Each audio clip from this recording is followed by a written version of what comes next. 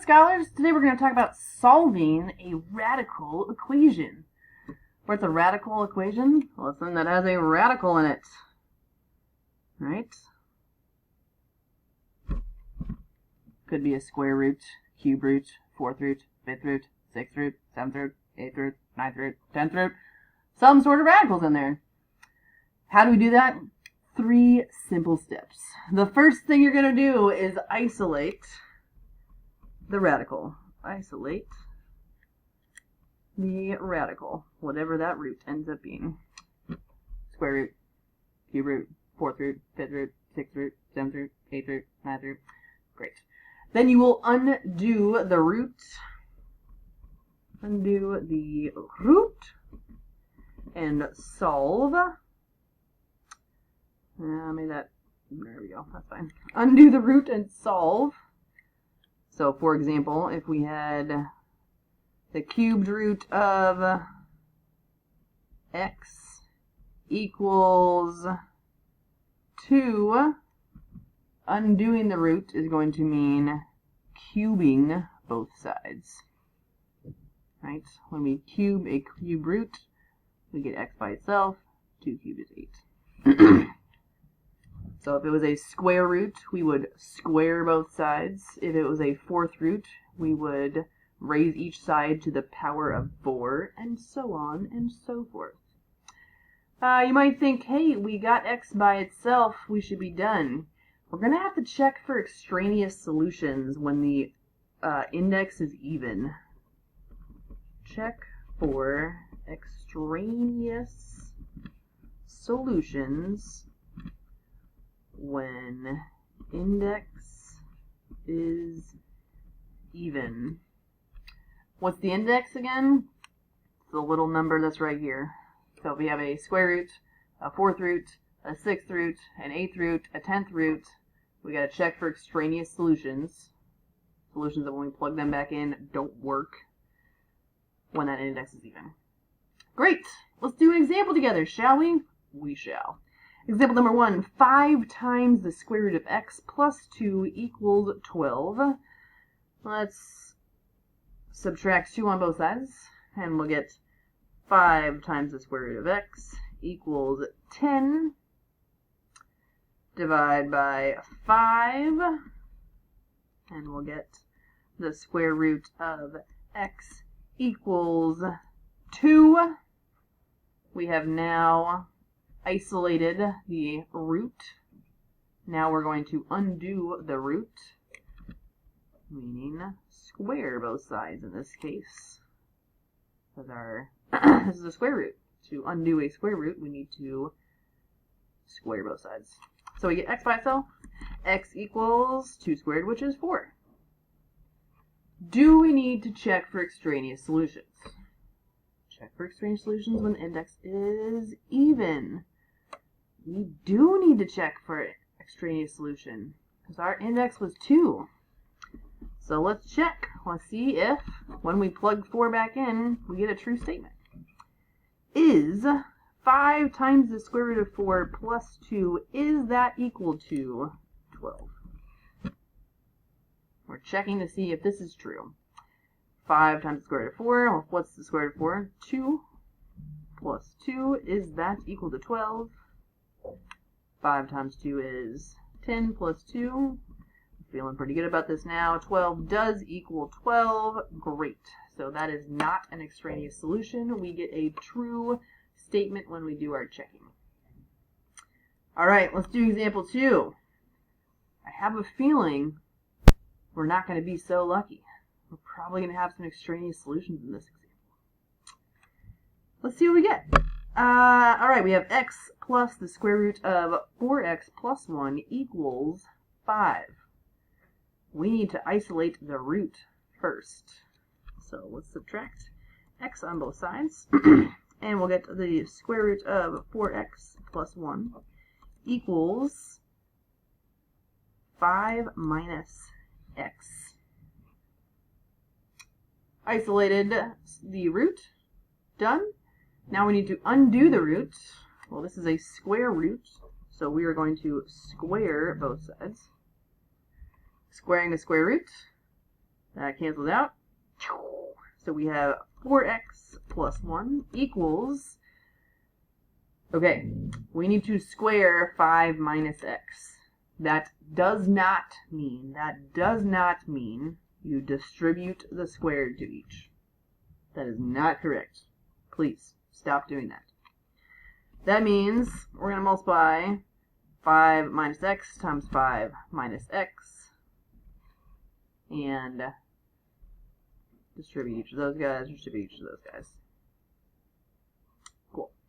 So this will be 4x plus 1 equals 5 times 5 is 25. 5 times negative x is negative 5x. Negative x times 5 is negative 5x. And negative x times negative x is positive x squared.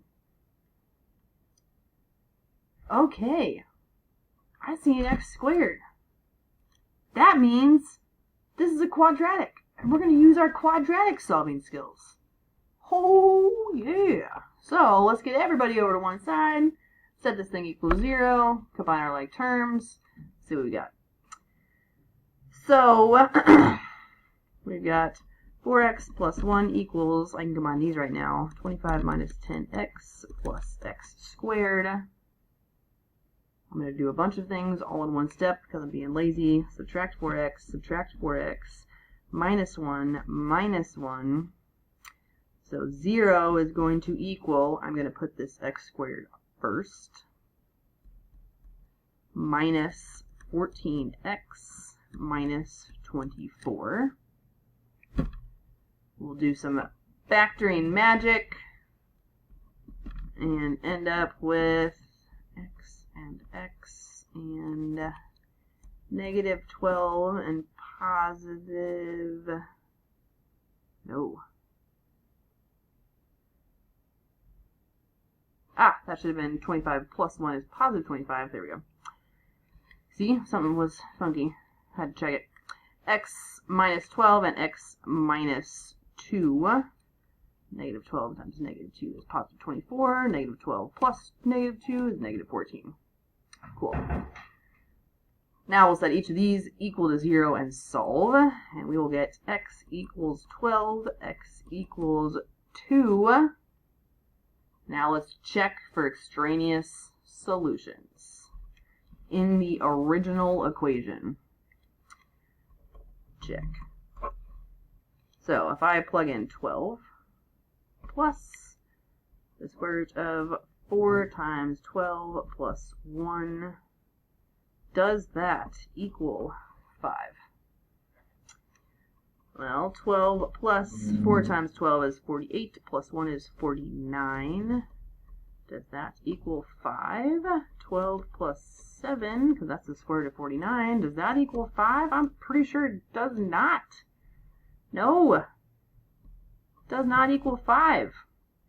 Which means 12 is an extraneous solution.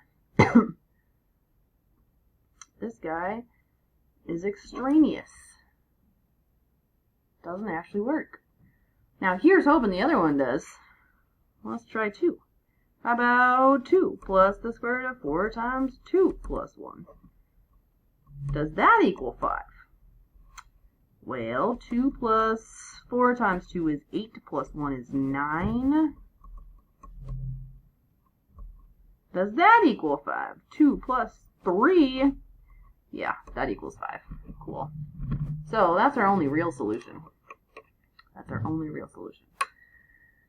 You gotta check for those extraneous solutions when the index is even. Great. Wonderful. Fabulous. Doing amazing.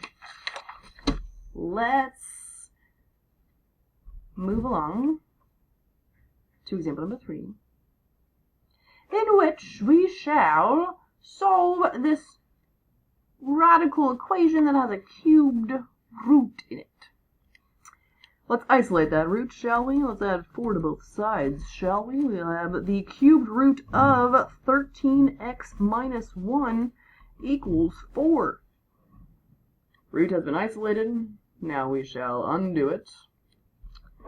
Let's cube both sides. So now we'll get 13x minus 1 equals 4 cubed. That's 4 times 4 times 4 is 64. And let's add 1 to both sides. And we'll get 13x equals 65. And then we'll need to do some division by 13. And we'll get x equals 5. Do we need to check for extraneous solutions? No. Our index is not even. Our index is 3, which happens to be odd. Index is odd. No extraneous solutions. Well, that's just pleasant, huh? Pretty pleasant. All right, let's keep cruising. Now, let's solve an equation that contains rational exponents. Whoa. Like, totally whoa. How are we going to do that? I mean, how in the world could we do that? Well, right now we have quantity x minus 2 to the 1/3 equals 5. It would be so nice if it didn't have a rational exponent. Like if its exponent was just a number. And it'd be even nicer if that number was 1. So how could we get this exponent to be 1? What could we multiply or do to both sides? Kind of gave it away there. We are going to raise each side to the 3rd power, because 1/3 times 3 is 1. So this will become x minus 2 to the 1st power, aka just x minus 2. And 5 cubed is 5 times 5 times 5, which is 125. And we'll add 2 to both sides. And we'll get x equals 127. So what did we do there? We took each side to the reciprocal root of that guy. So this became something to the 1st power. And then solve from there. So if we check out example number 5, let's use that same strategy. Let's get this term by itself by adding 5 to both sides. So we'll get 4x to the 3/2 equals 108. That 1's like barely visible on the screen. Weird. There we go. Cool. So then we gotta get rid of that 4. So we have x to the 3/2 equals, that goes in there twice, remainder 2, 7. We're going to raise each side to the reciprocal of that exponent. So let's raise that to the 2/3. That's a 3. 2/3. The 2/3. When we do that, 3/2 times 2/3 is 1. This becomes just x. And then how do we find 27 to the 2/3 again? How did that work? Well, our base here is 27. Our exponent here is 2. Our index here is 3. So we're looking for the cube root of 27, and then let's go ahead and square that whole thing. Cube root of 27 means we're looking for what number times itself 3 times. It's going to equal 27, so let's break this down into 9 and 3, and 3 and 3. I see a group of 3 3's right here, so the cube root of 27 must be 3. And then let's square that number, and we're going to get 9. Oh, sorry. I'm just cruising along, just doing my thing. Couldn't see any of it. Broke down 27. Oh, sorry. Oh, jeez. Oh, Lord. Broke down 27 into 9 and 3, and 9 into 3 and 3. Found a group of 3. things. Why do we only need 3 things? Because our index was 3. We needed a group of 3. We found a group of 3 3s. So the cube root of 27 was 3, and then we were squaring it to get 9, which is our answer to the right side of the expression. So x itself equals 9. Awesome. Let's keep doing some stuff, you know? I'm just feeling good about it. Feeling real good about it. Let's do example number 6, shall we? I think we should do example number 6. Let me get that paper situated. Ha! Oh, overshot it. A little bit of time lapse there. Oh, cool. Oh, cool. 128 equals quantity 2n plus 72 to the 7/6 power. I really wish there wasn't an exponent there. Or if there was an exponent, I really wish it was just 1. So let's take each side to the reciprocal, the 6/7. Same over here, it's only fair. The 6/7, same over there, it's only fair. When we do that, these multiply together to be 1.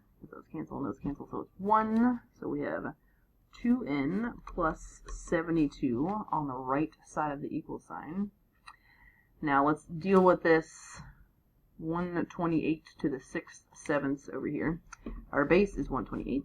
Our exponent p is 6. Our index q is 7. So we are looking for the 7th root of 128. And then we're going to raise that to the 6th power. So let's break down 128 into, how about 2 and 64, and 2 and 32, and 2 and 16, and 2 and 8, and 2 and 4, and 2 and 2. Whole lot of 2's going on. I need a group of 7 things. Let's see how many 2's we have. 1, 2, 3, 4, 5, 6, 7. Oh my gosh! That's so great. That means the 7th root of 128 is 2. And we're going to take 2 to the 6th power, which means we're going to do 2 times 2 times 2 times 2 times 2 times 2, which is 4, and 4, and 4, and 4 times 4 times 4 is 64. Awesome. So we have 2n plus 72 equals 64. I moved that answer to the left, or to the right side. For whatever reason in my mind, it's just more pleasant to have the variable on the left side, and since it's equal, it doesn't actually matter, you can put them on either side.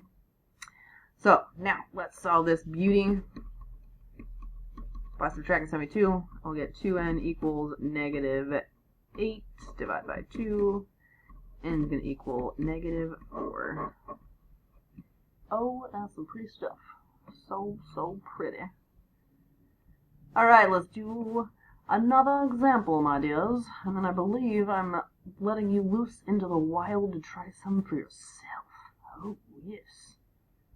Use your big fat brains, shall we? We shall. Okay, cool. Negative 15 over 16 equals 2v plus 24, all to the negative 2/3 power minus 1. So, let's add 1 to both sides. What's negative 15 over 16 plus 1? Well, 1 could be 16 over 16. So negative 15 over 16 plus 16 over 16 is going to be 1 over 16. Equals quantity 2v plus 24, all to the negative 2 over 3. I know we're spazzing out a little bit because we got a negative exponent, but we're going to do the same thing that we've been doing before. The very same thing we've been doing before. As in, take each side to the power of the reciprocal here, so negative 3 over 2, negative 3 over 2. These are going to cancel, so this is going to become 2b plus 24. So now I have 1 over 16 to the negative 3 over 2. How in the world do we deal with that negative 3 over 2? Gotta make it positive. Just gotta do it. Has to be done. Oh, this one's in the denominator and it's negative, so this is just actually 16 to the positive 3 over 2. Oh, that's not the worst. It's not the worst at all. It's kind of okay, even. Kind of great, actually. So, now let's deal with this 16 to the 3 halves. Our base is 16, our exponent p is 3, our index q is 2, so we're looking for the square root of 16, all of that cubed. This one's not even bad. Like, not even that tricky. Square root of 16 is 4. 4 cubed is 64. So we've got 2b plus 24 equals 64. Again, I moved the answer here to the other side. Totally fine. They're equal to each other, so you can flippity flop them from left to right. Doesn't matter. Just means this side is equal to that side. And now we can solve for v. Like, so easily. Subtract 24 on both sides. 2b equals 40 divided by 2 divided by 2. b equals 20.